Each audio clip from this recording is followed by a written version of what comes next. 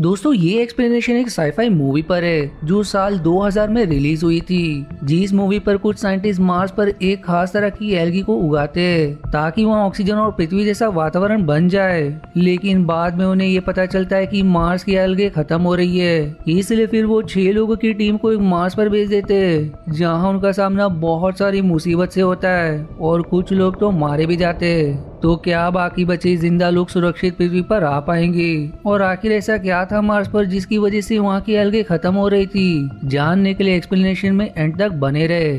तो चलिए शुरुआत करते हैं मूवी के एक्सप्लेनेशन से।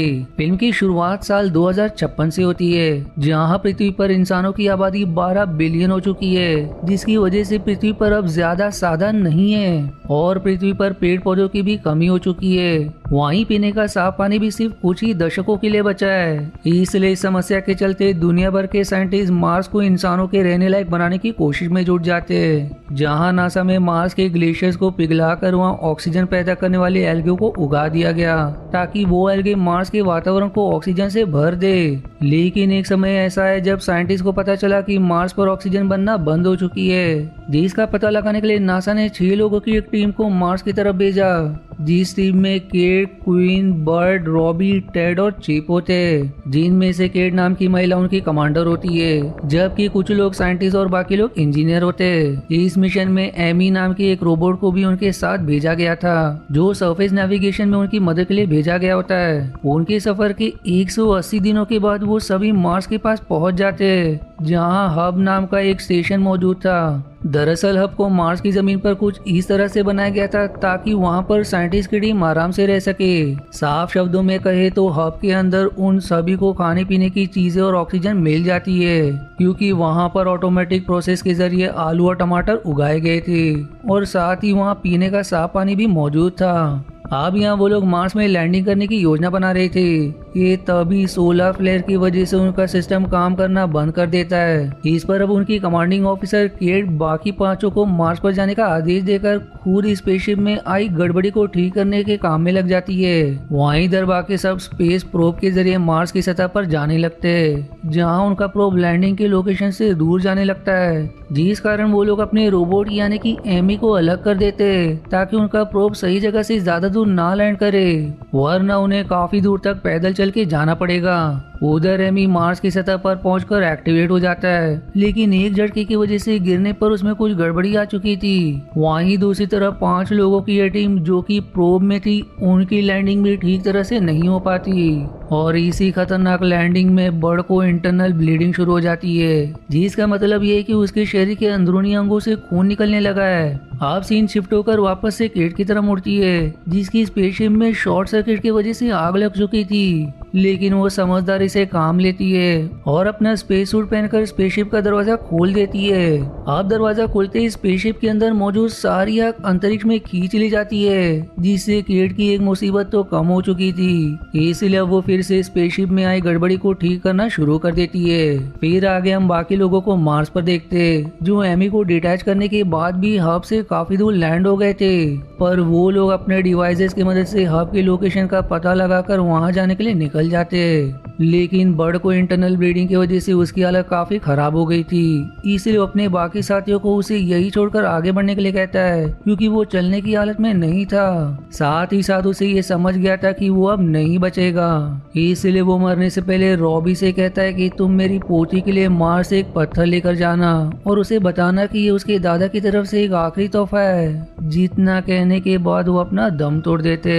तब बाकी बचे 4 लोग बर्ड की लाश को वहीं छोड़कर हब की तरफ निकल पड़ते, जबकि केट ने अब तक स्पेसशिप को ठीक करके उसके पावर सप्लाई को चालू कर दिया था, जिसके बाद अब उन चारों यानी कि क्वीन, रॉबी, टेड और चिप को हब के पास देखते जो पूरी तरह से तबाह हो चुका था। उस टूटे हुए हब को देखकर उन्हें कुछ भी समझ नहीं आता कि आखिर इतना मजबूत हब टूट कैसे सकता है, क्योंकि उसे कुछ इस तरह से बनाया गया था जो मार्स की एक तेज आंधी को भी बर्दाश्त कर सकता था। इस तरफ केट अपनी स्पेसशिप से उन पांचों को ट्रैक करने की कोशिश करती है, जिसमें उसे बर्ड के बारे में पता भी चल जाता है जो अब मर चुका था, लेकिन बाकी 4 लोगों को वो नहीं ट्रैक कर पा रही थी। वहीं इधर मार्स पर मौजूद ये चारों भी काफी परेशान हो जाते हैं, क्योंकि उनके पास खाने पीने की कोई चीज नहीं थी और उनका ऑक्सीजन भी सिर्फ 1 घंटे का ही बचा था। साथ ही साथ उन्हें आसपास कोई एल्गे भी नहीं दिखाई दे रही थी। अब यहाँ रॉबी और क्वीन हब के पास बैठकर एक दूसरे से बात करने लगते, जबकि टेड और चिप एक पहाड़ी के पास चले जाते, जो जगह उन्हें बहुत पसंद आती है, लेकिन वहाँ भी एल्गे का नामो निशान नहीं था।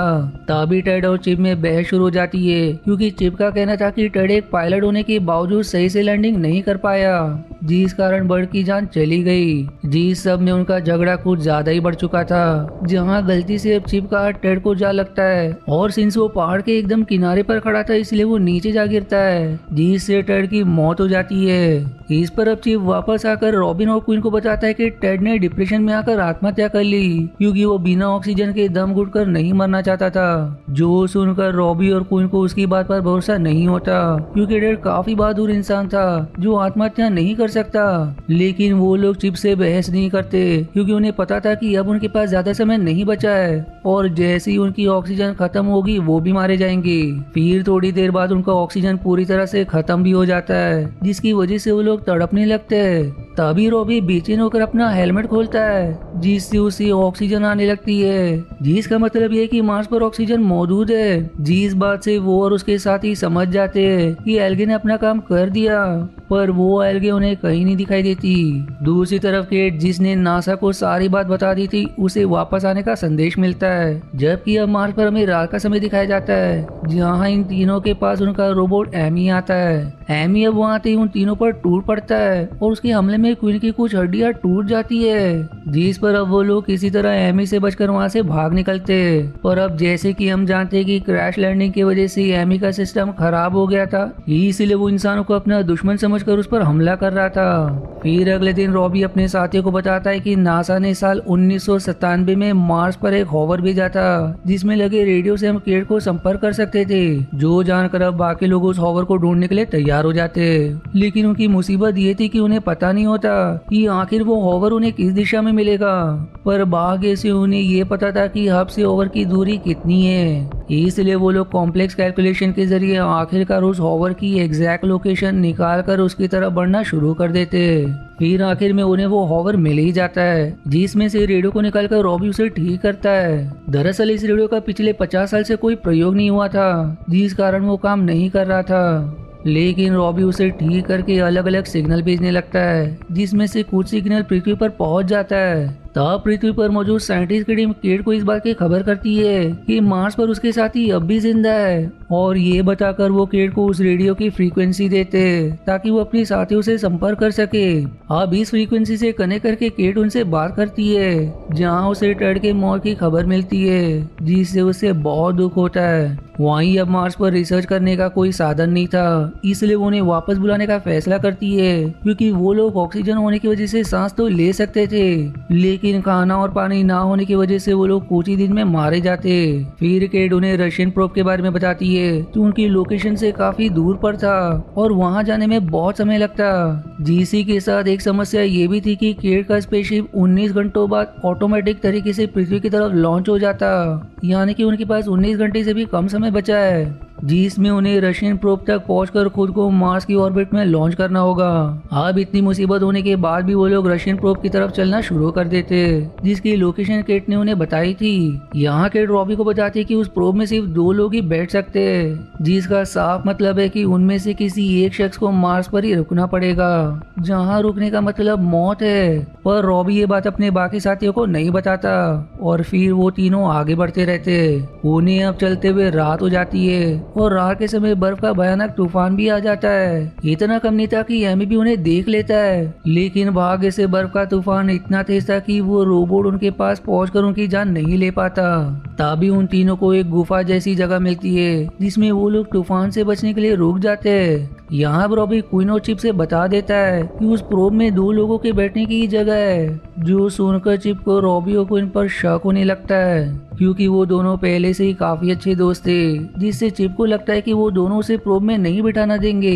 इसलिए अब तूफान के रुकते ही वो रॉबी का रेडियो लेकर अकेले ही रशियन प्रोब की तरफ बढ़ने लगता है। इधर रॉबी और क्वीन को जब इस बात की खबर होती है कि चिप वहाँ से रेडियो लेकर भाग गया है तो वो लोग परेशान हो जाते हैं, पर तभी उन्हें क्वीन के सूट में एमी के कैमरा की रिकॉर्डिंग दिखाई देती है जिसमें चिप नजर आ रहा था। वो लोग उस रिकॉर्डिंग में देखते हैं कि एमी ने चिप पर हमला कर दिया और अब क्योंकि रॉबी को केट ने रशियन प्रोब की दिशा बताई थी इसलिए वो क्वीन के साथ उसी दिशा में बढ़ता रहता है, जहां अब आगे जाने पर उन्हें चिप की लाश मिलती है। यहाँ वो लोग देखते कि आसपास बहुत सारे एल्गी हुई है जिसके बीच में चिप की लाश भी पड़ी हुई थी। क्वीन नोटिस करते कि चिप ने अपना हेलमेट लगा रखा है, जबकि इस जगह पर ऑक्सीजन की कोई कमी नहीं थी क्योंकि ये एल्गी ऑक्सीजन पैदा कर रही थी। उसे अब ये बात बिल्कुल समझ नहीं आती कि आखिर चिप ने हेलमेट क्यों लगाया।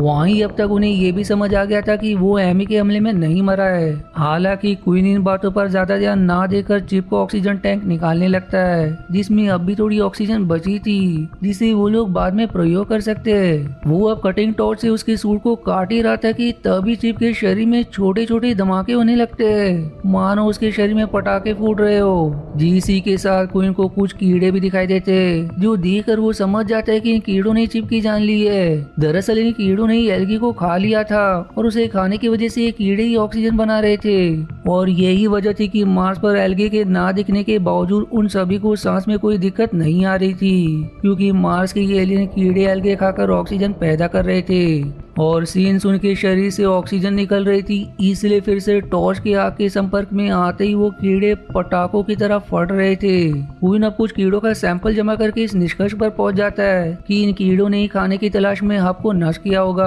क्योंकि हब में भी ऑक्सीजन पैदा करने वाली चीजें थी जैसे टमाटर और आलू के पौधे। साथ ही साथ वो रॉबी को ये भी बता देता है कि अगर इन कीड़ों को पृथ्वी पर ले जाया जाए तो ये इतनी ऑक्सीजन पैदा करेंगे जिससे पृथ्वी के एनवायरनमेंट को फिर से ठीक किया जा सकता है। पर वो ये सब उसे समझा ही रहा था कि तभी क्वीन के ऊपर वो कीड़े हमला कर देते जिससे वो समझ जाता है कि अब वो नहीं बचेगा।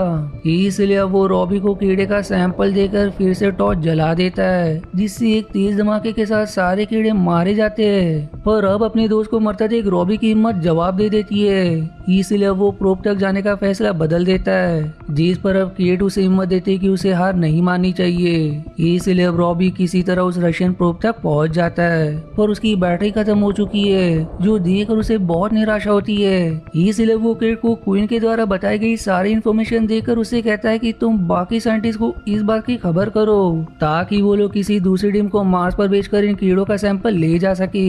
रॉबी अब जब केट को ये सब बात बता ही रहा था कि तभी उसी एमी का ड्रोन दिखाई देता है जिसका मतलब ये कि एमी वहाँ भी आ गया है। तभी फिर उसे कुछ चमकता है इसलिए वो बड़ी चालाकी से एमी की बैटरीज निकालकर उसे प्रोब में लगा देता है जिससे प्रोब शुरू हो जाता है। उधर केट के भी वापस जाने का समय आने वाला था जिसका मतलब ये कि अगर रॉबी समय से मार्स की ऑर्बिट में नहीं पहुंचा तो केट का स्पेसशिप पृथ्वी की तरफ चला जाएगा।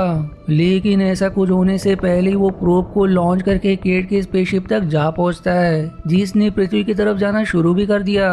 तब केट खुद को रॉबी के प्रोब की तरफ लॉन्च करके उसे वापस अपनी स्पेसशिप में ले जाती है जिससे आखिरकार रॉबी की जान बच जाती है और फिर इसी के साथ ये मूवी यहीं समाप्त हो जाती है। आशा है आपको मेरी एक्सप्लेनेशन पसंद आई। यदि हाँ तो प्लीज वीडियो को लाइक करना और चैनल को सब्सक्राइब करके सपोर्ट करना ना भूलें। मिलते हैं अगले एक्सप्लेनेशन वीडियो में, तब तक के लिए धन्यवाद दोस्तों।